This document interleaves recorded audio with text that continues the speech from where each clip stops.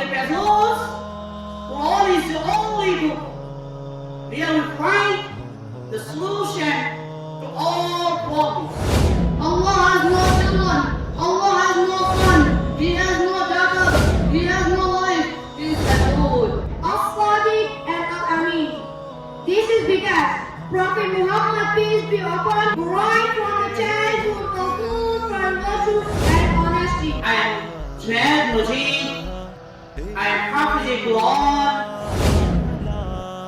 I would like to thank Kirmaniya, Speaker.He, Bhat Tahir, Ganderbal, and Alpha English Academy for giving me a chance to enhance my communication skills. He is Allah, the one and only. Allah says in the Holy Quran, chapter number 112 and verse number 1 to 4. Qul huwallahu ahad. Says He is Allah, the one and only. We must be thankful to Allah subhanahu wa ta'ala for gifting us the beautiful book of Quran. I would like to express my heartfelt thanks to Daruloom, Kirmaniya, Bhat Tahir, Ganderbal, and Allah English Academy for imparting us the art of public speaking. Allah says in the Holy Quran, chapter number 2 and verse number 255.